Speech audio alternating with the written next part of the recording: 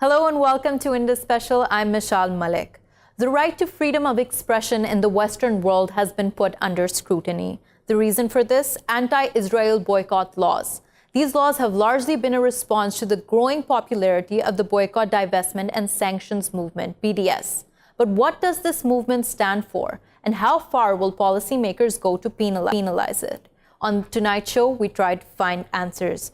Joining us for this discussion today is Mr. Omar Barghouti, who is a founding committee member of the Palestinian Campaign for Academic and Cultural Boycott of Israel and a co-founder of the Boycott, Divestment and Sanctions Movement, joining us from Ramallah. We're also joined by Ms. Norma Hashim, who is an activist, joining us from Kuala Lumpur.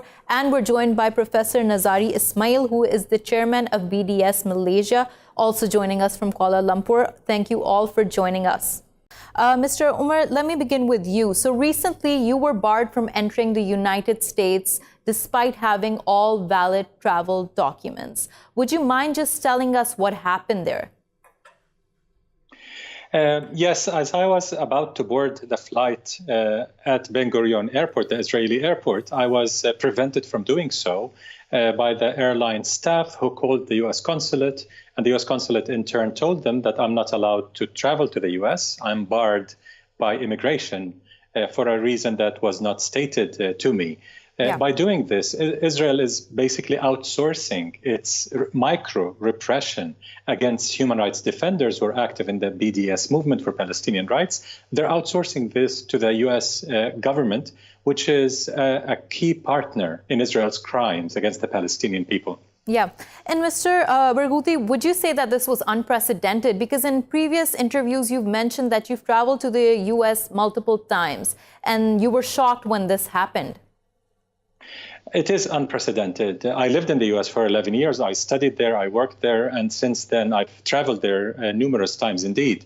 The only travel bans I have faced in the last 5 years came from the far-right Israeli government, never before from the U.S. government. So this is a first time, and it's a very dangerous precedent as it shows that the U.S. is ready to violate its own laws to please its Israeli partner.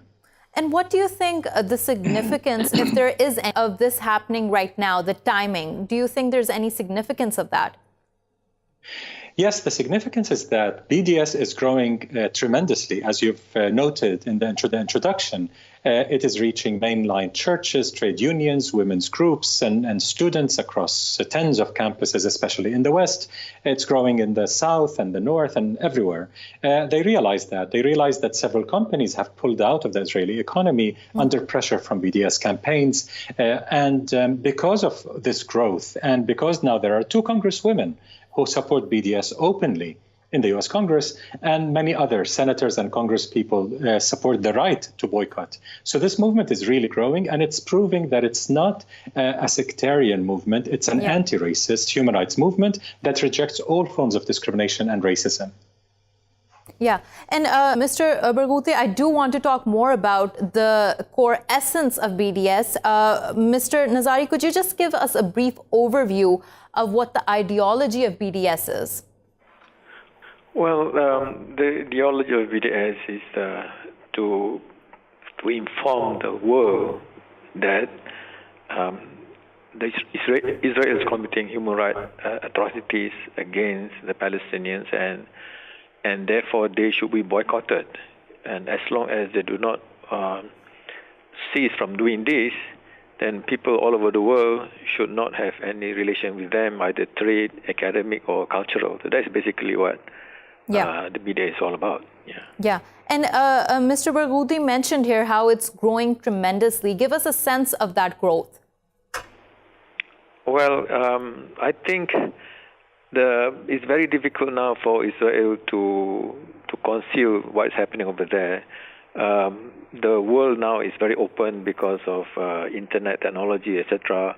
We know we don't even have to rely on newspapers now to know what Israel is doing to the Palestinians, all the atrocities and killing people and demolishing homes and all kind of human rights violations. These are all easily available for people to know.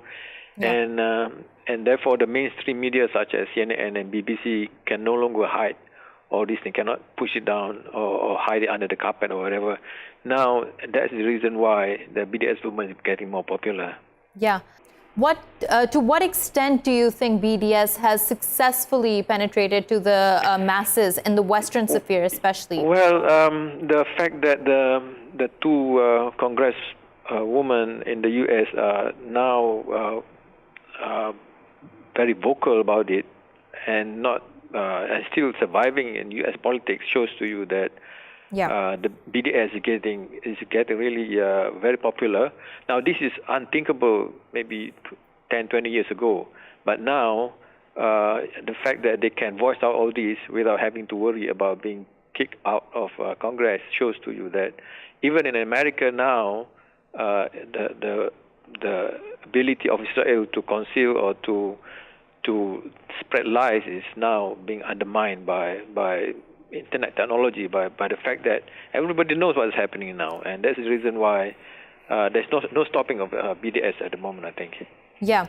Mr. Omar Barghouti, we have a report. We know that almost 27 states in the U.S. have implemented anti-Israel boycott laws. And there, of course, is a dilemma about how to have a conversation about the BDS. What do you think are the main challenges for the Western world while dealing with the BDS? And how do you think that clashes with the freedom of expression? In the U.S. in particular, although Israel succeeded, as you've noted, in passing anti-BDS legislation in 27 state legislatures, it is running against the Freedom of Expression Amendment, the First Amendment of the U.S. Constitution. Yeah. Indeed, in 3 cases, against Kansas, Arizona, as well as Texas, very recently, we have won legal cases at the federal court level where federal judges issued injunctions against the anti-BDS laws, freezing their effect, basically, and saying that they may be against the U.S. Constitution. If we succeed at the Supreme Court level in proving any of those anti-BDS laws are unconstitutional, all 27 will fall. So while Israel can celebrate now that they have won this McCarthyite repressive campaign, legal campaign against BDS, in fact, in the longer term, we think we will prevail. Yeah, and what do you think is the main reason for so much division and polarization about the BDS, regarding the BDS in the Western world, in the European sphere? Tell us about it. What do you think are the main criticisms and how would you counter them? It's because BDS is growing so much and because it's anti-racist. There are many points where Israel really fears this movement and calls it a strategic threat of the first order. The first point is that it has a Palestinian consensus behind it. It's not an ideological movement. It doesn't belong to any particular party. It belongs to all Palestinians. Second, it is nonviolent, based on international law and human rights principles, and therefore has a universal appeal. We've seen many Jewish youth in the U.S., for example, joining the BDS movement, and this really worries Israel. They know they're losing the liberal mainstream, including Jewish millennia. So in the West, Israel knows that this movement is growing tremendously at the grassroots level, and most importantly, it's connecting the struggle for Palestinian rights for all kinds of justice struggles, black justice, ethnic, racial, economic, social justice struggles around the world are connecting with Palestine. Israel has tried to use the anti-Semitism charge against BDS, but it really did not work because it's an anti-racist movement. So they are redefining the anti-Semitism charge itself to focus more on anti-Zionism and opposition to Israel rather than anti-Jewish racism, because the classical definition does not fit BDS. So they're trying to redefine it in a way that's very, very cynical and very dangerous. And Mr. Barghouti, the classical definition that you're saying that does not well with the BDS, what is that? Because the definition that many nations subscribe to is denying the Jewish people their right to self-determination. Is that the definition that BDS is trying to negate? No, that's not the definition of anti-Semitism. Anti-Semitism is defined as bigotry and hatred towards Jews as Jews.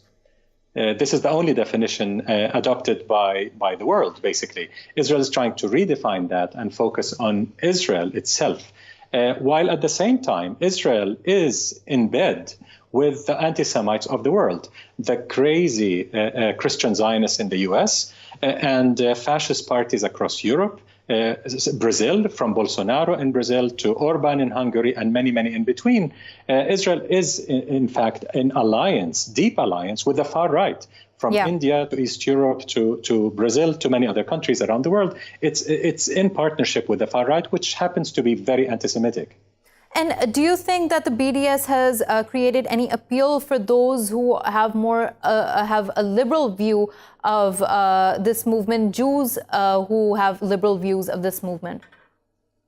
Absolutely. As I said earlier, if you go on U.S. campuses, for example, and I've toured tens of U.S. campuses, including some of the biggest, you see the number of Jewish students who are active in the BDS movement is disproportionately high. And this is a very inspiring issue because they can no longer reconcile their liberal values with what Israel and Zionism stand for today. Ethnic cleansing, the siege of Gaza, illegal colonies, kicking Palestinians out of their homes, shooting kids, and so on and so forth. They cannot reconcile that. This doesn't speak for their values. Yeah. Ms. Norma, going to you and talking in relation to whatever Mr. Barghouti has stated, the BDS site states that BDS is having a major impact and is effectively challenging international support for Israeli apartheid and settler colonialism. Do you see that as well? Do you think that the state of what is happening there is Israeli apartheid? Yes, of course. I've worked in relief for Gaza for 10 years. The situation now is the worst it's ever been.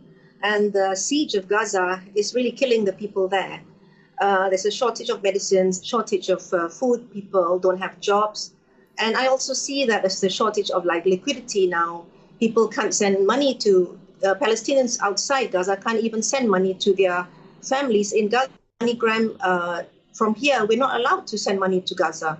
So this siege is really killing Gaza. And because it's been 10 years already, I think there is no choice. We have to use BDS. Civil society has to act now to do something because the governments can't do this. So I see that there's no choice. We have to do it. We all have to take action because the governments are failing us. Yeah. And Ms. Norma, something that Mr. Nazari also alluded towards earlier was that there is a growing, of course, appeal of BDS. Do you think that the narrative regarding Israel is changing globally? Yes, of course. I have many friends who are Jews and Christians who are all supporting BDS because we see this as a human rights issue and as the Palestinians have a right to return. Professor Nazari, going back to you, can you tell us more about how BDS tries to mobilize itself, how it tries to create more chapters, how it reaches to a larger audience? Give us a sense of how the movement gains momentum. Okay, it's actually not very difficult now because of this availability of news. All we need to do is just spread the news of what's happening over there in Palestine, how Israelis are killing Palestinians and violating their rights, and also the nature of the state of Israel, the racist policies, apartheid nature of the state, and what's happening on the Gaza border, how they are killing innocent people. There are hundreds of innocent people, including medical personnel, including children and women. We just need to spread this news around, and that is enough to help spread the message of BDS. It's not very difficult, actually. Now, what we need to do now is to put more pressure on organizations that are helping the atrocities directly, such as Caterpillar, HP, and so on. And that needs more effort because not many people are aware of that. But the underlying message is very clear. Only the target companies, these are the ones which we need to work harder. Yeah. Mr. Barghouti, following from something that Nazari said, that it's not easy, it's not difficult to create momentum. Earlier in a conversation with a journalist from Gaza, she stated that there is conflict fatigue, that the world does not care about the numbers of coming out of Gaza, about Palestinians who are being killed. How do you think BDS faces with that, and how do you think it reconciles with that, the larger conflict fatigue in the world regarding what is happening there, and how does it continue to create awareness and create a strong feeling It's very basic. We're not asking the world for charity. If we were, then people would reach fatigue.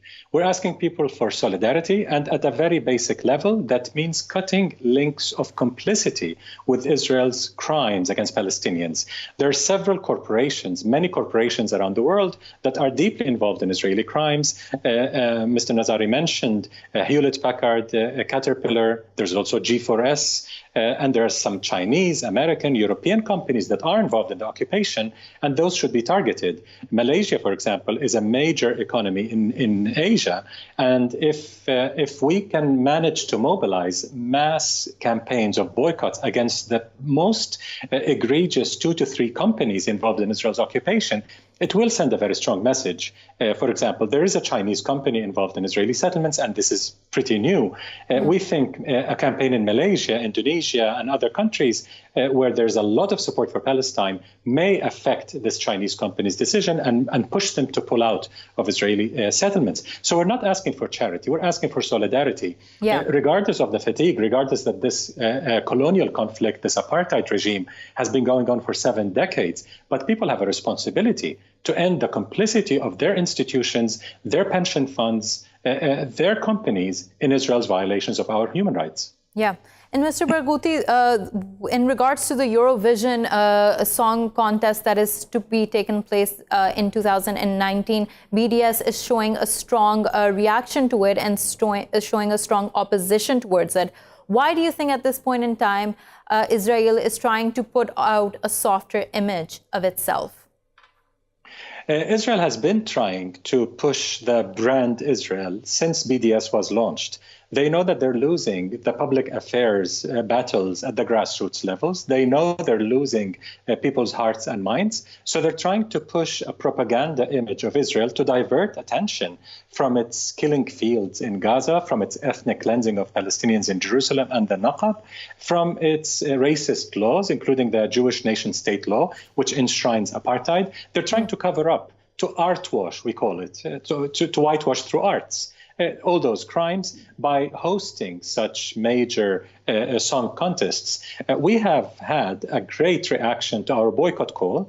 More than 100,000 people, mostly in Europe, have signed on the boycott call, including a huge percentage of the Iceland population, many people in Ireland. Many major artists have joined the boycott. In fact, the Israeli media today has revealed that the numbers of tourists expected to arrive for Eurovision is much, much lower than initially predicted.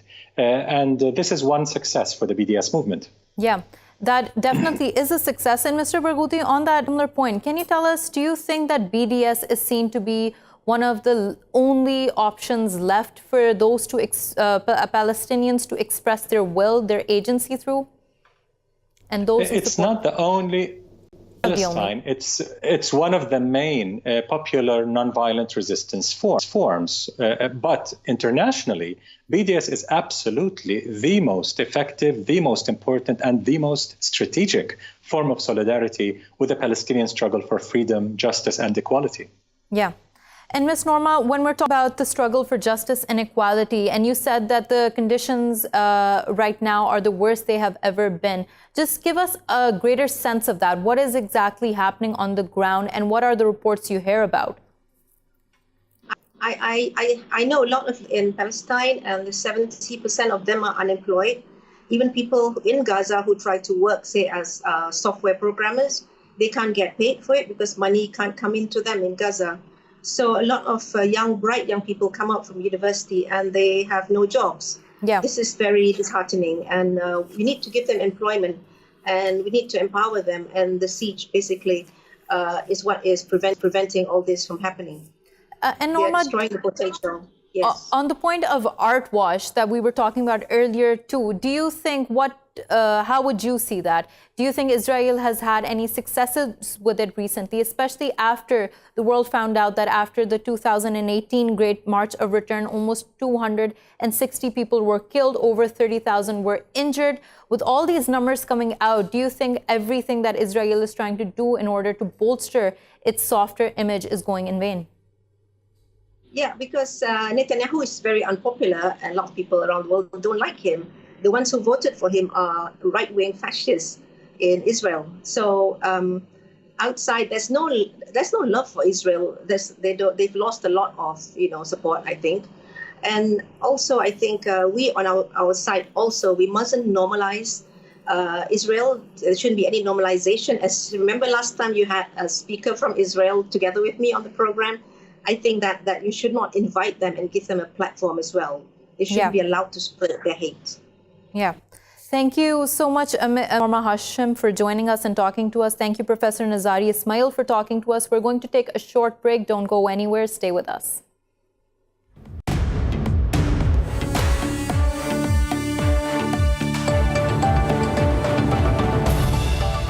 Welcome back to Indus Special. While we continue our discussion, we're also joined by Mr. Einar Tangen, who's an economist joining us from Beijing. Mr. Einar, let me start with you in this segment. Tell us, what do you think would happen to the economy of Israel if BDS does peak? Well, it could have a crippling effect, but keep in mind that this is something that began in 2005, and since that point, Israel has still been able to double its economy, GDP. It ranks 22nd in the world in terms of income per person, per capita. So, I see this mostly as, while correct, it is driving both sides towards polar opposites. The BDS questions whether or not Israel should be there, and it also brings into light exactly what the Palestinian state would want if it was in fact created. Is it meant to replace Israel or what? Yeah. Mr. Barghouti, do you think that BDS has any economic power in this regard? Yes, in fact, there are many indications of that. Israel's economy is still very strong indeed, but it sees the writing on the wall. Several Israeli politicians and academics have noticed that BDS is on a path towards real impact. Even in the US, the RAND Corporation, which is a conservative think tank, in 2015 said if BDS keeps growing and there's no solution reached to this colonial conflict, it may cause a loss of up to 2% of Israel's GDP. That's about $60 billion over a 10-year period, if not more. So RAND Corporation and others have noticed that BDS can indeed have a serious impact. Several companies have pulled out. Several major pension funds started to pull out their investments from companies involved in Israel's occupation. This doesn't add up to a very big economic impact, not yet, but the academic and cultural boycotts are also feeding the economic boycott. So we're starting to see a beginning of an economic boycott. The second point is Israel has a full ministry, the Ministry of Strategic Affairs, dedicated to fighting BDS. It and Israel's lobby spend hundreds of millions of dollars a year in fighting BDS. Israel would not be spending hundreds of millions in fighting BDS unless it was losing billions in return. Yeah. Mr. Einar, keeping with what Mr. Barghouti stated here, do you think that the BDS has a real threat to the economies in the US and the European countries, while, as Mr. Barghouti stated, that the boycott of culture and the academic spheres will manifest in the economies? Well, I believe that the economic situation is less dire than international popular opinion, which is increasingly siding towards Israel. More and more young people feel that this is an apartheid situation. The question is, and I get back to it, what can be done about it? How do you craft a solution? It seems that both sides are going further and further to the poles, polar opposites, and that means that there's less chance for it. In terms of long-term economics, if the world attitude towards Israel swings away from it and they believe that it is an apartheid nation, it will be more than just economic. It will be, in essence, shunned by the rest of the world.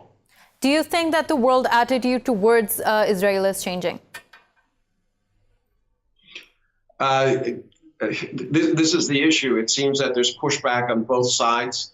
And it's much more clear that the divide is much greater now than it was even in 2005, when this movement was started out of frustration because the International Criminal Court findings were not being obeyed. Yeah. And Mr. Einar, but we were talking about this earlier too. There was a boycott of the Eurovision concert that is still going on. Many artists have backed out from it. Don't you think these things ultimately affect the economy? And if they do so, could you take us through it step by step? Well, in terms of entertainment, there are more than 200 artists who've signed on to well-known artists who've signed on to this boycott. Yes, it does affect the number of people who are going. It'll affect the prestige of the event. People will not be willing to hold the event again in Israel simply because it will be poorly attended. This is an economic fact. You do have companies that are being rethinking their involvement. You have Airbnb, other companies that have Remax real estate. They're thinking in economic terms. They don't want to be associated with a political cause that is increasingly unpopular. So this is the real danger. It's just not economics. It's the overall picture, which will then, unfortunately, affect the economics of Israel quite severely. Yeah, Mr. Barghouti, do you have anything to add to that? Yes, we've seen major corporations like Veolia, the French conglomerate, pull out of Israel in 2015 after a 7-year BDS campaign that cost it about $23 billion in contracts and tenders around the world. Orange Telecommunications also pulled out after a threat of a boycott in Egypt by BDS Egypt. So some of the largest corporations are seeing that associating with Israel is costing them in their reputation or their bottom line. Yeah. This is not yet translating into a real impact on the Israeli economy, but it is a beginning of an impact that Israel understands very well, as do we. Yeah. And Mr. Barghouti, you stated earlier just now that Israel is investing a huge amount of money in order to counter BDS. How does BDS cope with that? We cope with this by being a movement that's nonviolent, based on human rights, and based on volunteerism. The absolute majority of human rights defenders in the BDS movement are volunteers. So we do not rely on big money, big funding, government support. We don't have any government support in the world. We rely on small donations from many people, from Asia to Africa, to the United States, to Europe, to Latin America, the Arab world, and so on. We are spreading the movement by connecting the struggle for Palestinian rights with other justice struggles and saying that we're not asking people for charity. We're asking them to cut complicity. Everyone has a responsibility to end their complicity in crime. It's a legal obligation. It's a moral obligation. And there's no propaganda, there's no money Israel can spend that can outdo this very basic universal human rights message. Yeah. And Mr. Einar, let's take it a step back and tell us that whenever a country's products are boycotted, how does that impact the economy? Well, you can see what happened in Africa during the apartheid era. There was a very strong reaction internationally.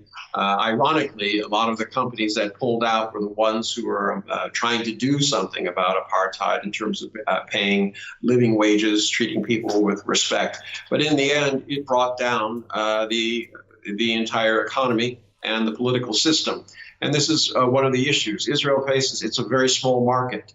If you're starting to look at the Middle East market and you're saying, I want to do business there. If Israel and its 8.8 million people is a small market when you start looking at the 240 million plus other Islamic countries around who are not in favor of what Israel is doing. Yeah. And Mr. Barghouti, Einar mentioned South Africa and the apartheid there. I was wondering, do you see a contradiction in the global response towards Israel as opposed to when the apartheid in South Africa was in place? No, actually. I was active personally in the anti-apartheid movement of South Africa when I went to school at Columbia University in New York. And I remember how long it took for our campaign to go mainstream. People forget, people have this romantic image about the anti-apartheid movement. The boycott was called for in the 1950s. It became popular in the 1980s. So it took 30 years for the South Africa anti-apartheid boycott to become popular and really impactful. It took a very, very long time. In comparison, we're actually going faster. As former ministers in the Mandela government tell us, the BDS movement for Palestinian rights is growing faster. Part of the reason is the internet. And another reason is that Israel is much more vulnerable because it relies entirely on trade with the world and selling things that countries can buy elsewhere. Military hardware, software, espionage, repression mechanisms, polished diamonds, nothing really that the world cannot replace elsewhere. Yeah. And Mr. Barghouti, tell us about how information is disseminated regarding the products that BDS advocates to be boycotted. We don't believe in long lists. In some countries, you see those long lists of boycott companies that are complicit. We don't believe in that. We believe as a strategic movement that we should focus our energies on the top 2 or 3 most complicit companies and teach every other company a lesson. Rather than boycotting 100 companies and have very little impact on any of them, we've been pursuing very specific companies like Caterpillar, HP, G4S, and others, and we've been hurting those companies in terms of reputation and their bottom line and investments in them. Bill Gates, for example, divested from G4S, the largest security company in the world, after a 4-month BDS campaign that revealed that G4S was involved in serious crimes against Palestinians, be it in Israeli prisons or illegal colonies or otherwise. So we can succeed, and we have been succeeding in convincing very large pension funds to pull out of companies, and other companies can understand that. Yeah. And Mr. Einar, how do you see that, whatever Mr. Barghouti stated out for us? Well, I mean, it's a strategy, but the question is, where does it end up going? I mean, you have 2 polar opposites who are getting further and further apart. I don't know that that is the way to solve anything. And I'm not blaming anybody. I'm saying that both sides are heading in exactly the opposite direction. Netanyahu is not open to any, it seems, reasonable solution at this point. So, let's say it is successful and it brings down the Israeli economy. What then? You cannot have a nation which, it crumbles like that. There will be instability. The worst kept secret in the world is the fact that the Israelis do have nuclear weapons. And they, if pushed, the question is, would they use them? Yeah. And Mr. Barghouti, do you see that? There is little hope for a solution to be reached in the future? And what do you see happening? There's an oppressor and an oppressed. And the solution is to end oppression, which is the root cause of this conflict. It's not a conflict between 2 symmetric parties disagreeing on some border. It's one regime, one state that is instituting apartheid and serious crimes against a full people, the Palestinian people, denying most of our people who are refugees their right to return, and placing millions of us under military occupation and others under direct apartheid regime. So to end this colonial conflict, we've got to end Israel's regime of occupation, settler colonialism, and apartheid. Whether this leads to a 2-state solution or a 1-state solution is to be decided. But regardless, in either solution, there can be no place for apartheid or Israeli settler colonialism. Yeah. And what do you think is what needs to be done immediately and urgently in the international community to bring about at least a meaningful conversation regarding the conflict? There needs to be much more pressure on Israel's regime of oppression to force it to recognize Palestinian rights under international law and to stop violating our human rights. Without serious pressure, as was applied against apartheid South Africa, Israel will have no incentive to recognize Palestinian rights or end its regime of oppression. Yeah, and with that international pressure that you're talking about, the intensifying pressure that is needed, explain for us what do you mean by that, and how do you think communities and grassroots level individuals can move towards that? In every country, there are areas where people can work to end complicity. For example, pension funds in every country, in major churches, in major trade unions, can divest from companies, the top complicit companies, can divest from them.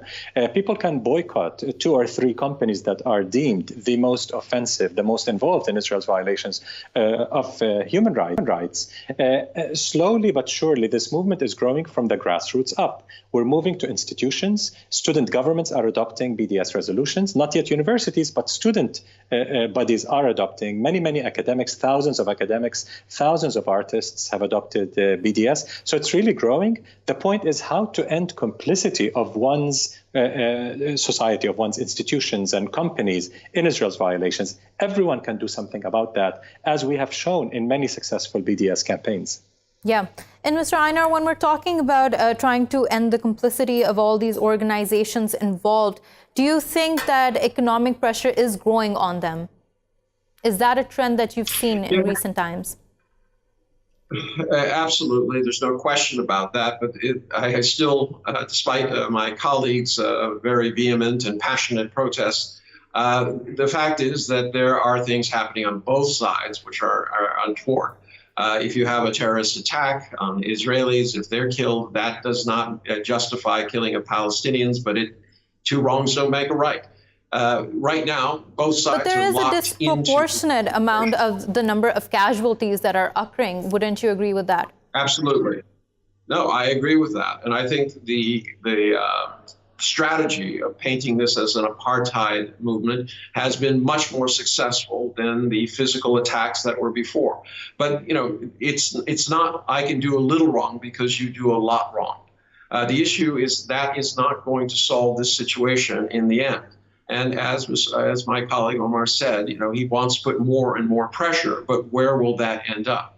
Do you think that the 6 million Jews within Israel are simply just going to throw down their arms and say, yes, we give in, we will do anything you want?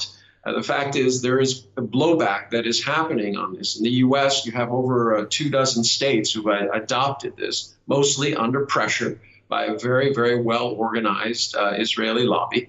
But the fact is, it's there, and you're polarizing the situation is not going to bring these two sides together.